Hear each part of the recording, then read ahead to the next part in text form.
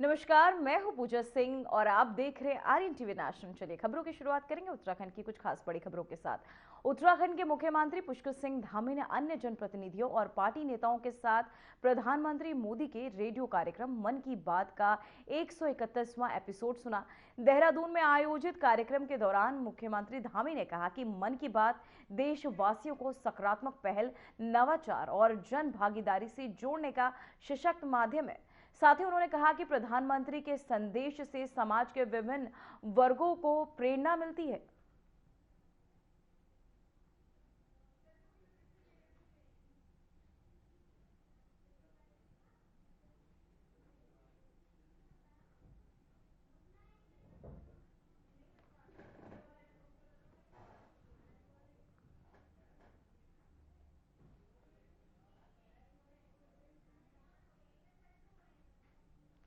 तो वही मुख्यमंत्री पुष्कर सिंह धामी ने अभिनंदन और छात्रवृत्ति पुरस्कार समारोह में हिस्सा लिया।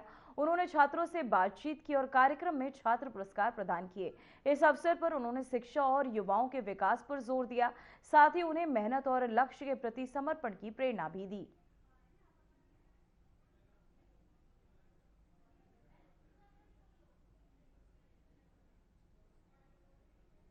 तो वहीं आपको बताते चले विकास समेत कई योजनाओं की स्वीकृति।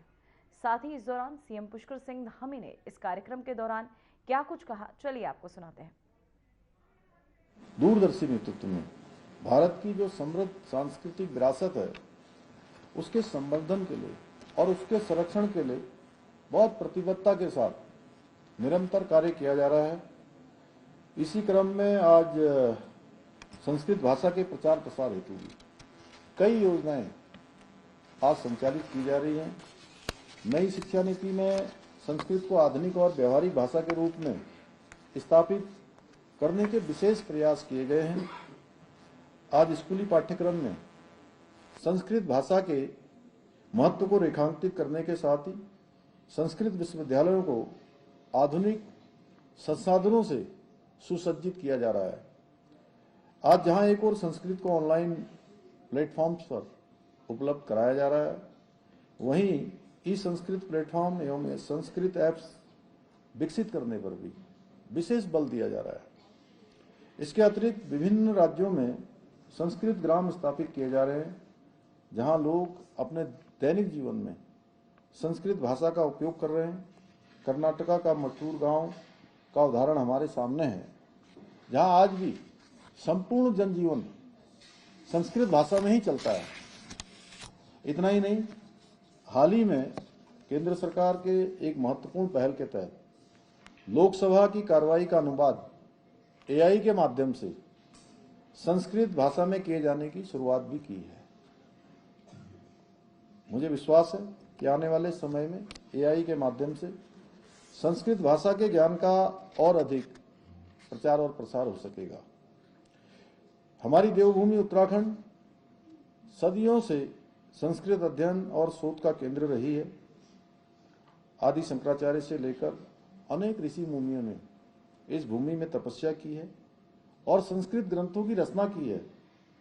आज जब हम आधुनिकता की ओर बढ़ रहे हैं, तो ऐसे में हमारी सरकार का प्रयास है संस्कृत की पवित्र ज्योति को उत्तराखंड के अंदर भी प्रज्वलित किया जाए। इसी को ध्यान में रखते हुए हमने राज्य के सभी जनपदों में आदर्श संस्कृत ग्रामों की स्थापना की है। इन ग्रामों में लोग अपने दैनिक जीवन में संस्कृत का उपयोग करेंगे, जिससे देववाणी पुनः हमारे जीवन में बोलचाल, व्यवहार और संवाद का हिस्सा बन सकेगी। यह हम सभी के लिए गौरव का विषय है कि हमारे सभी बच्चों को पता होगा कि संस्कृत हमारे राज्य के अंदर द्वितीय राजभाषा का संस्कृत को दर्जा प्रदान किया गया है। हमारी सरकार विद्यालयों में भी संस्कृत शिक्षा के प्रचार प्रसार के लिए संकल्पित होकर कार्य कर रही है। इसी क्रम में राज्य में पहली बार गार्गी संस्कृत बालिका छात्रवृत्ति योजना की शुरुआत की गई है, जिसके माध्यम से संस्कृत विद्यालयों में पढ़ने वाली सभी वर्गों की छात्राओं को प्रतिमाह 251 रुपये और वर्ष में 3,012 रुपये की छात्रवृत्ति प्रदान की जा रही है। डॉक्टर भीमराव अंबेडकर अनुसूचित जाति एवं जनजाति छात्रवृत्ति योजना के माध्यम से भी हमारे अनुसूचित जाति और अनुसूचित जनजाति के संस्कृत विषय के विद्यार्थियों को प्रतिमाह इतनी ही छात्रवृत्ति आर्थिक सहायता प्रदान की जा रही है। यही नहीं, संस्कृत भाषा में उत्कृष्ट प्रदर्शन करने वाले विद्यार्थियों को संस्कृत छात्र प्रतिभा सम्मान से भी सम्मानित किया जा रहा है। इसके अंतर्गत हाई स्कूल और इंटरमीडिएट परीक्षाओं में सर्वोच्च स्थान प्राप्त करने वाले विद्यार्थियों को प्रथम पुरस्कार के रूप में 5100 रुपये, द्वितीय को 41 और तृतीय को 3100 रुपये प्रदान किए जा रहे हैं। इसके अतिरिक्त उत्तराखंड संस्कृत विश्वविद्यालय एवं श्री रघुनाथ कीर्ति केंद्रीय संस्कृत विश्वविद्यालय के स्नातक एवं स्नातकोत्तर विद्यार्थियों को पुरस्कृत भी किया जा रहा है। यही नहीं, संस्कृत के प्रचार प्रसार के लिए उत्तराखंड संस्कृत अकादमी हरिद्वार के माध्यम से अखिल भारतीय शोध सम्मेलन, अखिल भारतीय ज्योतिष सम्मेलन, अखिल भारतीय वेद सम्मेलन, अखिल भारतीय संस्कृत कवि सम्मेलन, संस्कृत शिक्षक कौशल विकास कार्यशाला, संस्कृत छात्र प्रतियोगिता जैसे विभिन्न कार्यक्रम आयोजित किए जा रहे हैं। हम संस्कृत विद्यार्थियों की सरकारी सहायता, शोध कार्यों में सहयोग एवं रोजगार के अवसर सुनिश्चित कर इसे नई पीढ़ी में और लोकप्रिय बनाने के लिए भी प्रयास कर रहे हैं। सभी सरकारी कार्यालयों और अधिकारियों के नाम की पट्टिकाओं को हिंदी के साथ साथ संस्कृत में लिखने की परंपरा भी हमने प्रारंभ की है। यहाँ का हवाई अड्डा हो, रेलवे स्टेशन हो, बस अड्डा हो, इन सभी पर हम इस प्रकार के प्रयास कर रहे हैं। भाइयों बहनों, हमारी देववाणी संस्कृत के गौरव को पुनर्स्थापित करने हेतु अपने विकल्प रही संकल्प के साथ हम इसी प्रकार काम करते रहेंगे। परंतु हमारा ये संकल्प तभी पूरा हो सकेगा जब संस्कृत भाषा केवल पूजा पाठ तक सीमित न रहकर आम जनजीवन की बोलचाल और व्यवहार की भाषा बने। इस कार्य में माता पिता और गुरु तीनों का विशेष प्रयास होगा, तभी हमारी आने वाली पीढ़ी संस्कृत भाषा को और उसके महत्व को समझ सकेगी। मुझे पूरा विश्वास है कि हम सभी आने वाली पीढ़ी को अपनी संस्कृति से जुड़े रहने के साथ साथ देववाणी संस्कृत के गौरव को आत्मसात करने के लिए भी हमारी भावी पीढ़ी को प्रेरित करेंगे, उसको मार्गदर्शन करेंगे। इसी विश्वास के साथ पुनः आप सभी को शुभकामनाएं देते हुए, आप सभी के उज्जवल भविष्य की कामना करते हुए मैं अपनी बात को समाप्त करता हूं। धन्यवाद।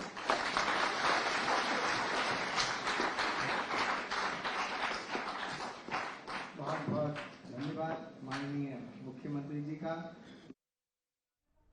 तो वहीं देहरादून से बड़ी खबर सामने आ रही है, जहां सीएम धामी ने 247 करोड़ रुपए किए मंजूर, विकास समेत कई योजनाओं को दी स्वीकृति। तो वहीं आपको बताते चले बड़ी खबर सामने है, जहां अल्मोड़ा, नैनीताल, पौड़ी में सड़क कार्य होंगे। साथ ही मसूरी क्षेत्र में मार्ग उन्नयन को 14.55 करोड़, यातायात को और कनेक्टिविटी होगी और बेहतर, कई जिलों को मिलेगा विकास का लाभ। बुनियादी ढांचे को मजबूत करने पर फोकस। वहीं आपको बताते चले मुख्यमंत्री धामी ने राज्य के विकास और बुनियादी ढांचे को मजबूत करने के लिए कुल 257 करोड़ रुपए की योजनाओं को मंजूरी दी है।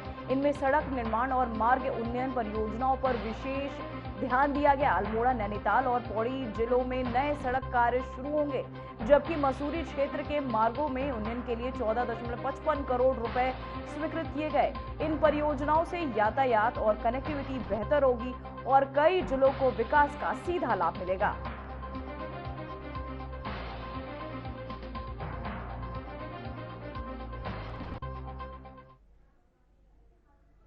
तो वही संत निरंकारी मिशन ने प्रोजेक्ट अमृत के तहत स्वच्छ जल स्वच्छ मन अभियान के चौथे चरण का भव्य शुभारंभ किया। इस दौरान हजारों निरंकारी सेवादारों ने ऋषिकुल के से नए हरिद्वार तक मालवीय घाट, श्रीराम घाट, महर्षि वाल्मीकि घाट, गोविंद घाट और गुरु नानक घाट पर व्यापक सफाई अभियान चलाए। सेवादारों ने गंदगी एकत्र कर उसका निस्तारण किया और श्रद्धालुओं से स्वच्छता बनाए रखने की अपील भी की। वहीं स्वच्छता महाअभियान अब तेज होता नजर आ रहा। निरंकारी मिशन प्रोजेक्ट अमृत घाटों पर चला सफाई का अभियान।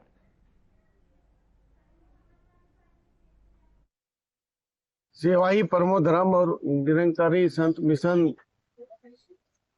संस्था के तत्वाधान में जो एक बहुत बड़े स्तर पे आज सफाई अभियान चला रहा है, पूज्य गुरु बाबा हरदेव जी के जन्म दिवस के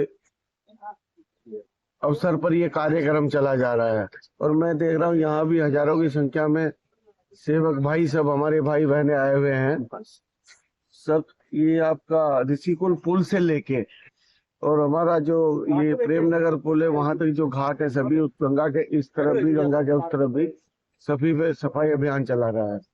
और आदरणीय प्रधानमंत्री नरेंद्र मोदी जी का स्वच्छ मिशन भारत का जो कार्यक्रम है, उसमें 2 कदम और आगे संत निरंकारी मिशन बढ़ा रहा है। और ये बहुत ही सेवा का कार्य है। देश की सेवा, नर सेवा, नारायण सेवा, सेवा ही परमो धर्म। ये कार्य सुचारू रहे, मेरी सबको ये शुभकामनाएं हैं। सब इसमें लगे रहे। हमें सबको ध्यान रखना है अपने आसपास के स्थान पे, हर जगह पे कि साफ सफाई रहे, वो सभी के लिए अच्छा रहता है। अरे जो जिलाधिकारी महोदय है वो बहुत ही सरल स्वभाव है और हम सब देख रहे हैं कि जब से वो आए हैं, सदगुरु बाबा हरदेव सिंह महाराज की जन्मदिन के उपलक्ष्य में ये संत निरंकारी मिशन की तरफ से ये सफाई अभियान चलाया जा रहा है और पूरे भारतवर्ष में 1500 स्थानों पर चलाया जा रहा है।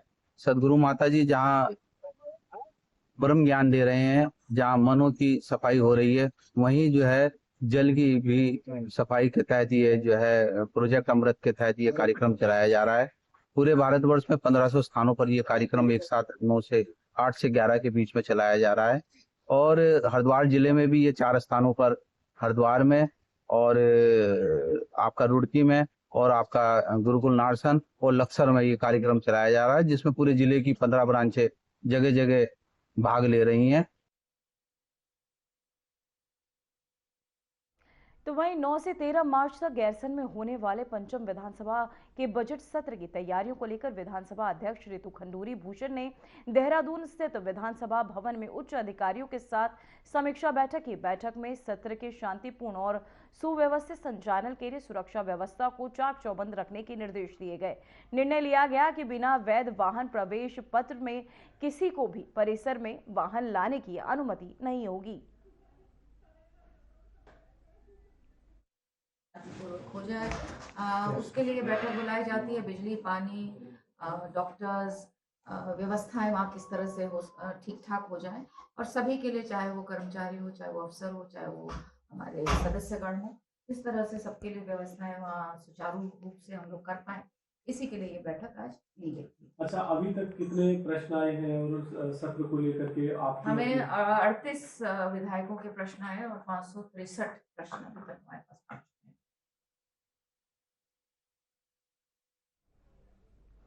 तो वहीं उत्तराखंड में वर्ष 2027 के विधानसभा चुनाव से पहले राजनीतिक सरगर्मियां तेज हो गई हैं। इसी बीच कांग्रेस प्रदेश अध्यक्ष गणेश गोदियाल ने गैरसैंण को लेकर बड़ा बयान दिया है। गणेश गोदियाल ने कहा कि यदि प्रदेश में कांग्रेस की सरकार बनी रहती है तो गैरसैंण को स्थायी राजधानी घोषित किया जाएगा। साथ ही उन्होंने कहा कि साथ ही वहां एयरपोर्ट का निर्माण कर बेहतर हवाई कनेक्टिविटी उपलब्ध कराई जाएगी।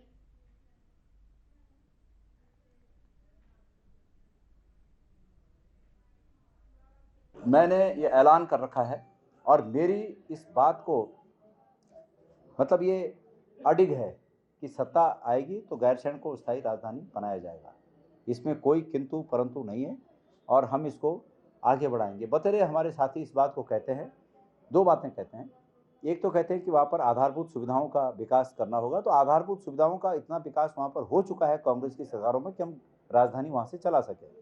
दूसरा, जो आगे जैसे बातें होती है कि भाई वहाँ पर एयरपोर्ट की कनेक्टिविटी नहीं है, मैंने उसके लिए भी, एयरपोर्ट की कनेक्टिविटी के लिए भी वहाँ 2-3 जगहों पर मेरे दिमाग में बात है और हमारे अन्य साथियों के दिमाग में भी बात है। एक तो वहाँ पर चौखुटिया के पास एक जगह है जिस पर कि एयरपोर्ट बन सकता है। दूसरा, गैरसैंण में ही जो दूधातोली फॉरेस्ट है, दूधातोली फॉरेस्ट में एक ऐसी रिज है जो स्ट्रेट 3 किलोमीटर सीधी है, स्ट्रेट 3 किलोमीटर तक सीधी है।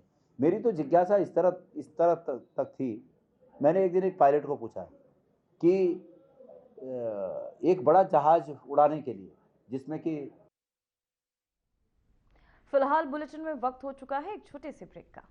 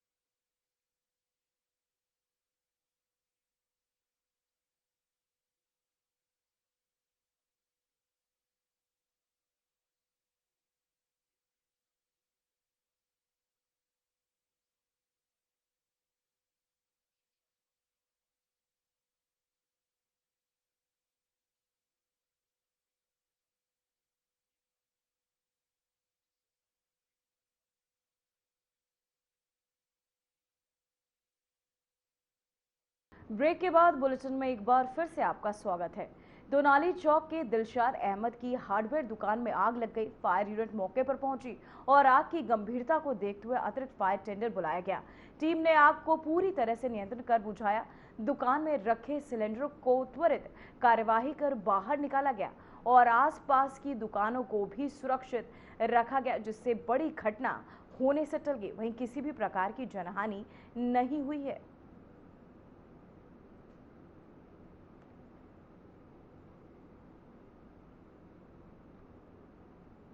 तो वहीं राज्य सरकार ने आपदा प्रबंधन को और सशक्त बनाने के लिए नई तैयारियों का ऐलान किया है।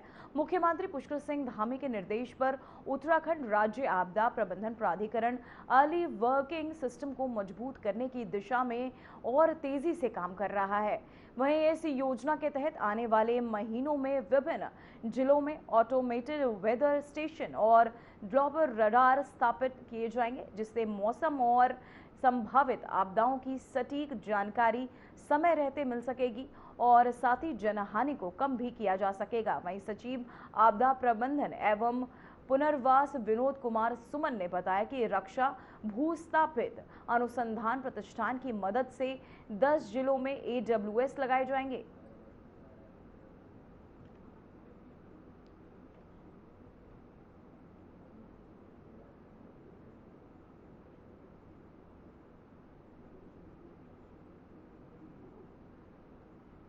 तो वहीं उत्तराखंड की राजधानी देहरादून में शिक्षा विभाग ने उस समय हड़कंप मच गया जब विभाग के निदेशक अजय कुमार नोडियाल के दफ्तर में बीजेपी विधायक के समर्थक कार्यालय में घुस गए और अधिकारी की पिटाई कर दी। इस मामले में पुलिस ने बीजेपी विधायक उमेश शर्मा काऊ के खिलाफ मामला दर्ज कर लिया है। कई धाराओं के तहत मामला दर्ज किया गया है।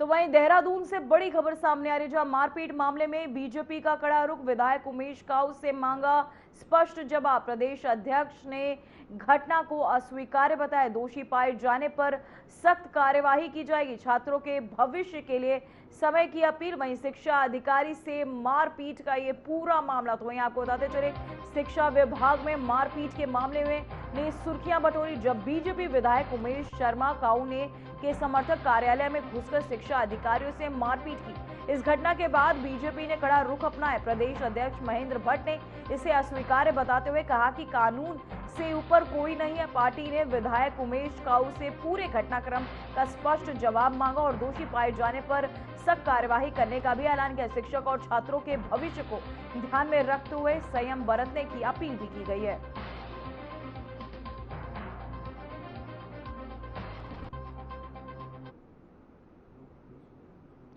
तो वहीं मुस्लिम राष्ट्रीय मंच के अपने संरक्षक डॉक्टर इंद्रेश कुमार के जन्मदिन पर सेवा और सद्भाव का संदेश फैलाया। द्रोणासागर गौशाला में कार्यकर्ताओं ने गौ सेवा कर गाय का गुड़ और हरा चारा दिलाया। वहीं क्षेत्रीय संयोजक डॉक्टर मोहम्मद हसन नूरी ने कहा कि इस्लाम इंसानियत और रहमत का मजहब है। सेवा, शिक्षा और सामाजिक समरसता देश को आगे ले जाएगी।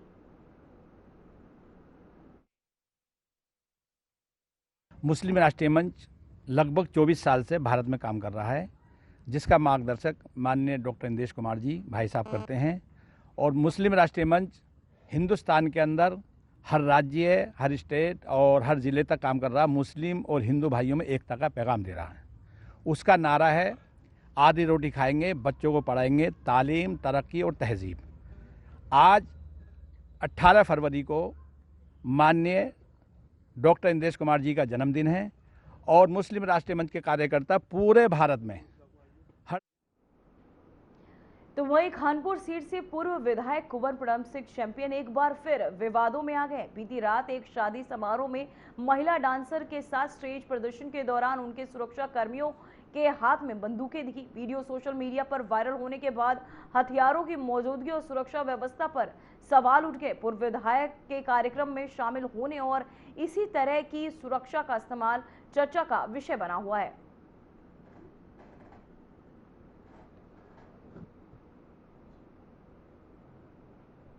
फिलहाल उत्तराखंड की खबरों में इतना ही। देखते रहिए RNTV नेशनल। मुझे दीजिए इजाजत। नमस्कार।